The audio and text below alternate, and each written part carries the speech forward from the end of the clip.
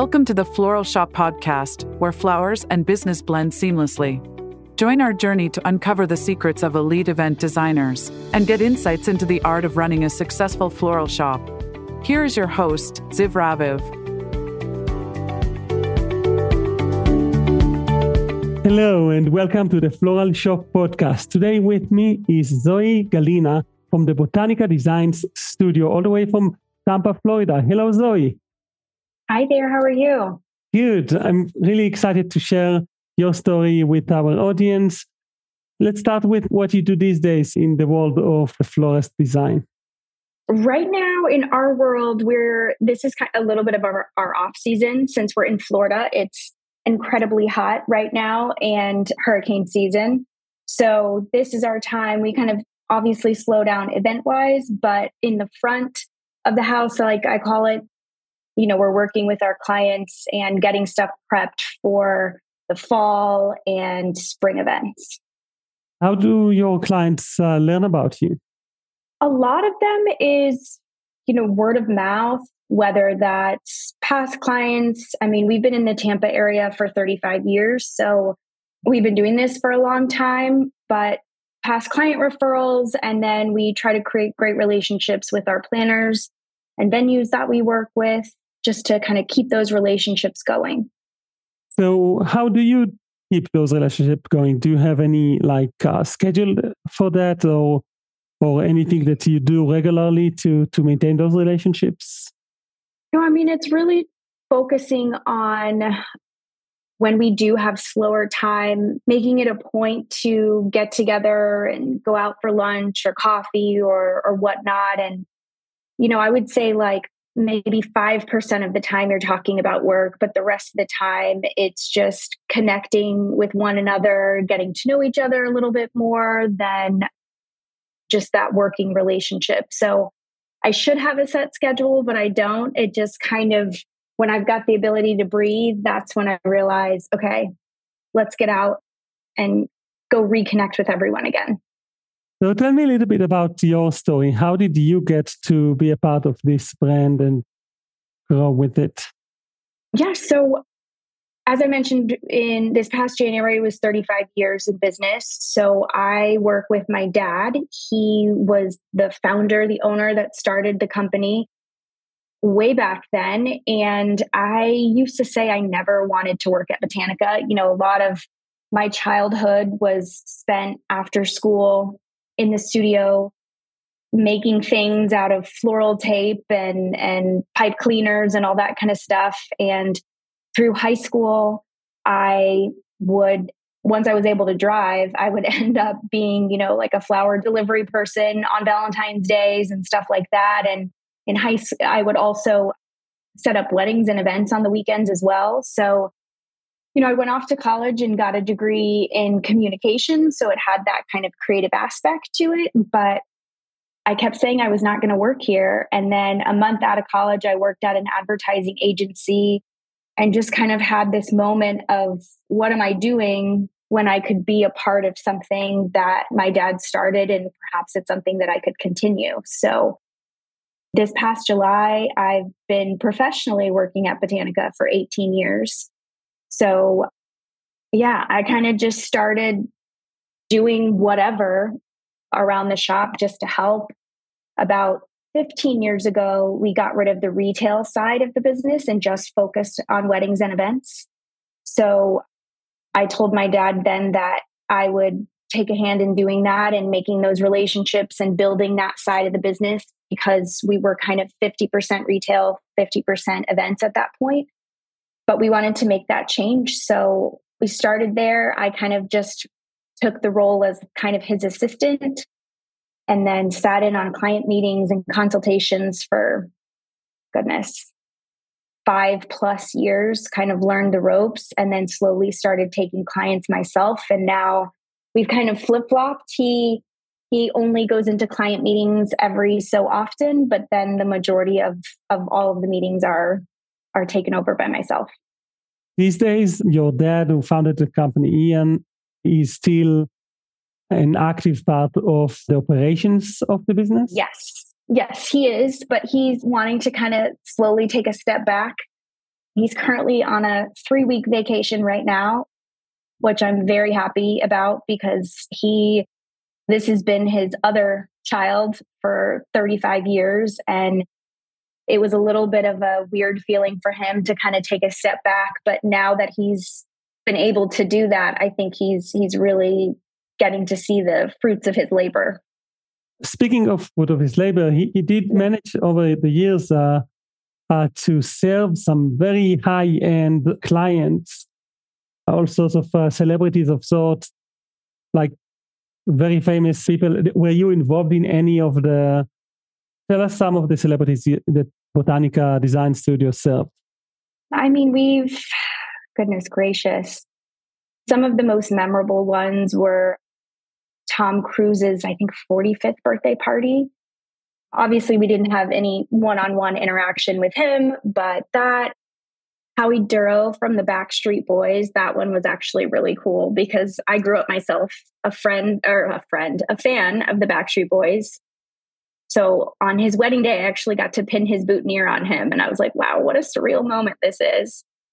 Him, goodness, we did the wedding of Amanda Sudano, and she is Diana Summer's daughter. Gosh, those are the ones that are popping into my head at the moment. But I mean, he's had amazing experiences through the Society of American Florists. He was the design chairperson for George W's second presidential inauguration. So he was over 9 inaugural balls. So we've had our fair share of really cool experiences over the years. How important is it, do you think, when new clients approach you, that you've served this type of a caliber of clients? Is that something you use somehow, like casually mention? Or basically it's like they have already have other reasons to work with you?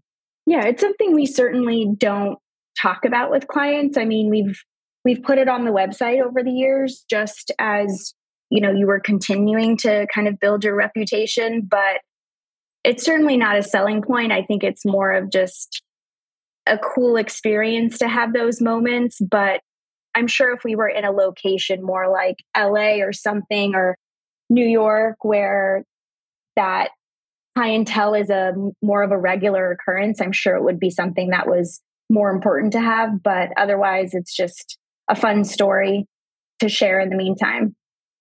Do you sometimes miss the retail walk?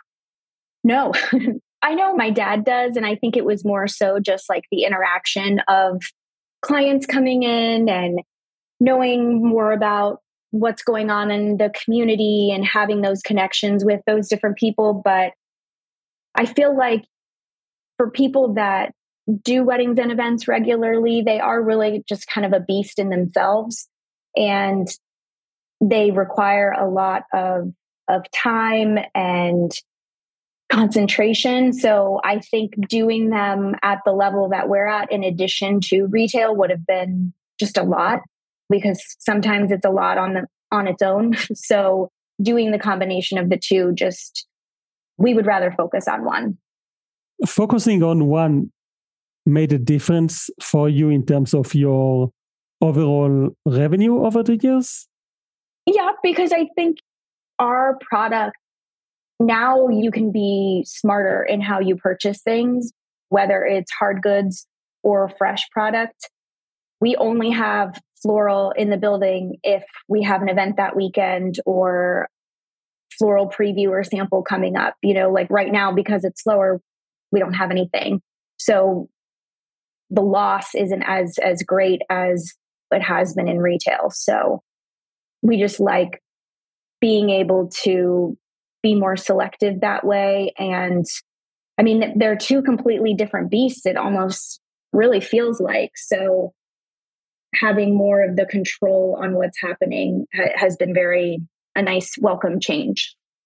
I noticed that you were professionally trained by the Association of Certified Wedding Consultants. I wonder if, in retrospect, you feel like that was a crucial training for you, or is it just an additional diploma to put on the wall, but basically your experience with your dad and the experience in actual work was more significant for your training. I mean, I'm all about continued education, and I feel like in this industry, you're learning something new every single day. So to me, it was more of just gaining more knowledge at the time. I'm not even wonder if that organization is still even around because that was a while ago. But yeah, I just feel like it added to the overall experience. And that's what I tell newer people coming into the industry is any facet that you can get involved in will just make you more appreciative and understanding of the other people that you're working with in the industry. If you work at a hotel, you know how all of the vendors can impact the experience that happens that day. So I'm all for more training, more experiences, the better. What's your take on networking? Is that something that you practice? Yeah, I mean, networking's huge because that's how you build relationships.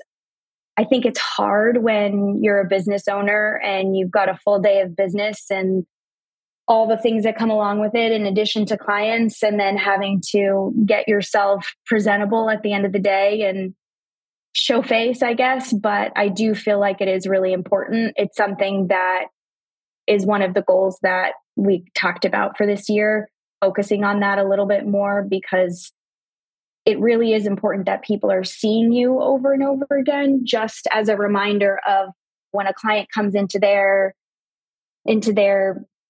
studio or whatnot, that they think, oh, I saw Zoe last week. I really feel like Botanica would be a good fit for this client. So I feel like regardless of how long you're doing it, networking is always something that's really important to continue to do. We also used to compete and even win numerous awards with your designs. Is that something that you're still interested in? Yeah, so that's really my dad that was doing all of the competing and whatnot. So I do more of like the concept and client and business management. And I can work with our designers to help them arrange the designs in regards to like it needs to have more shape here or more movement. But I don't necessarily physically design, but he does that. He hasn't competed in a little while, I think, because he's done all of the competition options that are out there. And so I don't know what would be left for him to keep doing, but I'm sure if there was something he hadn't done before, he would certainly be open to trying it again. Who else is working in the business except for you and your dad? My husband just joined us a couple years ago. So he's serving as our general manager, which has been amazing because as my dad does kind of slowly take a step back, it's important that we've got someone managing just all of the other components that are involved in the business. So he's got that role. And then, of course, we've got a regular staff that we are grateful for because nothing could be possible without every aspect and every person involved. Walk me through your minimum expenditure policy and how did that change over the years, if you don't mind? Sure. I mean, it's something that's constantly changing I feel like every couple years, it's so important to take a big look at your business, see the volume, see your stress level. I mean, COVID, I think, really had a lot of us rethinking our businesses in one way or another and just the demand that was out there. But over the years, we've slowly kind of raised that. I would rather less events, but the quality of them be higher. In a perfect world, I would do one event a weekend just for the opportunity to fully focus on one client. So that's kind of the goal. I don't know if we'll ever necessarily completely reach that just because, as many people know, floral companies have an overhead.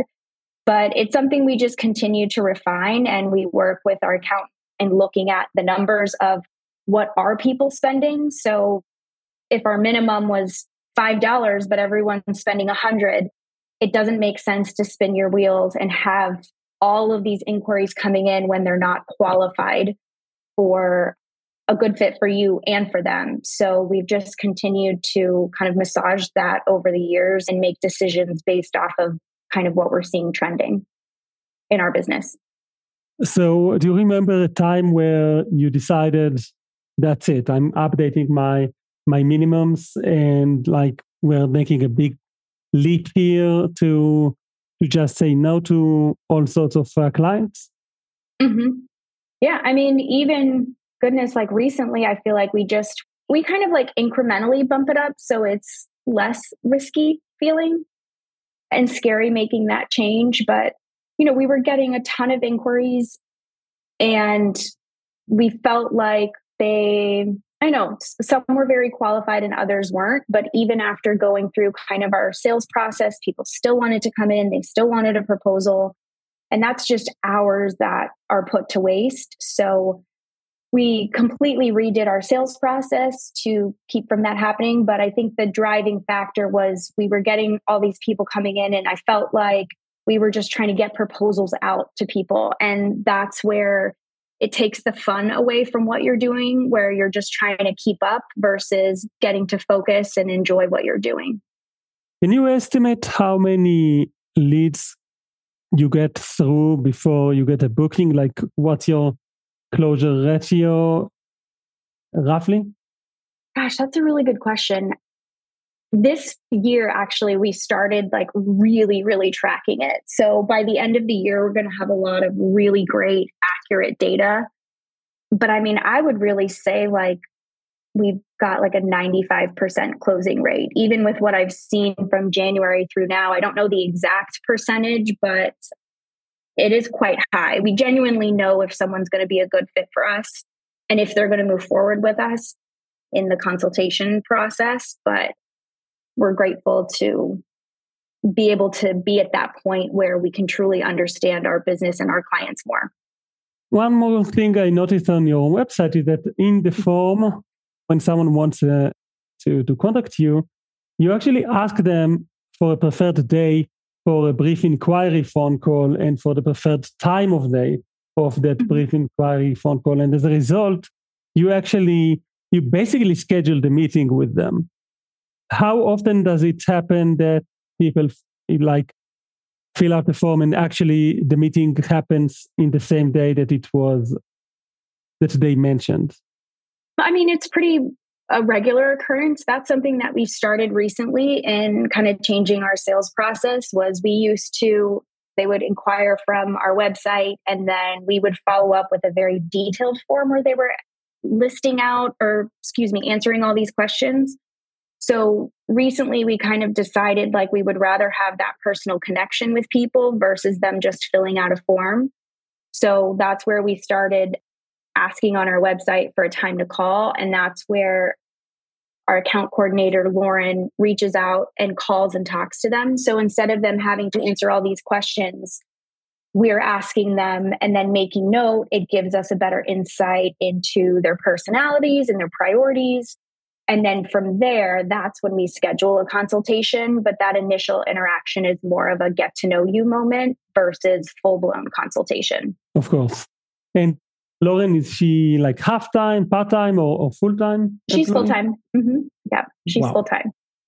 Zoe, it's been really eye-opening to see how your journey with Ian, your dad, and how you transitioned from retail into full-blown wedding empire, if you don't mind me saying, and how you constantly are listening to both your needs in the business and the market, and you try new things, you go back and you redesign your site and so on and so forth. It's just like really inspiring to see your own journey in the business. So I would like to thank you for sharing with us your journey. Of course. Thank you for having me. And I would like to invite you to play with us the Floral Podcast game show. Are you ready? Okay. Perfect. I'm ready. Awesome. Question number 1. What is the most common style of bridal bouquet? Is it A, hand-tied bouquet, B, spaghetti bouquet, C, boxed bouquet, or D, ring-shaped bouquet? Definitely A, hand-tied bouquet. And you're correct. And I don't even know if there's a thing like spaghetti bouquet. I never heard about that, but I have not either, but who knows? It might be out there. Plus, maybe the ring-shaped bouquet might be a new trend. Question number 2. Which of the following is not a type of floral arrangement? A, corsage. B, boutonniere. C, centerpiece. D, flower burrito. D, the flower burrito. And you're correct. Although, again, could be interesting as a new concept. Yeah. Why is it important to understand a client's vision before designing floral decor? Is it because A, you want to ignore the client's vision during the planning? B, you want to ensure the designs meet their expectations and enhance the event? C, you want to create confusion? Or D, you want to choose the designer's favorite flowers instead? B, for sure. You know it more than many after designing weddings and focusing on that for so long. Question number 4. What is the purpose of using floral pins in arrangements? Is it A, securing flowers in place? B, creating a pin cushion effect? C, conducting electricity? Or D, popping balloons? A. Although it is very useful also for popping balloons. You are correct. Yeah. It is A, securing flowers in place. And question number 5, what is a key consideration when designing a floral backdrop? Is it A, the backdrop should be edible? B, the backdrop should be invisible? C, the backdrop should complement the event's theme and serve as a focal point? Or D, the backdrop should be made entirely of plastic? C. But you should not be able to see the mechanics from the back of it either, or from the side. But just cover your mechanics. Yeah. That is correct. So your mechanics should be invisible and your backdrop should complement the event's theme and serve as a focal point. And you won. You answered everything correctly, and you won our package of blog content, a content plan for your blog that you could use to basically improve your search engine optimization. You will present yourself better to your client because they could learn more about your brand. And we're going to conduct a completely unique research just for your brand and suggest a content plan and present it to you where you could just ask us a question and see how to use the content plan. So congratulations. Awesome. Thank you so much. So thank you, Zoe Gallina from Botanica Design Studio all the way from Tampa, Florida. Our best regards to Ian, your dad. And thank you, everyone, for listening for another episode of the Floral Shop Podcast. Thanks for tuning into the Floral Shop Podcast. For more floral resources and stories, visit our website, floralshoppodcast.com, or step into our school at floralshopacademy.com. Don't forget to subscribe for our next flowery adventure. Keep blooming until we meet again.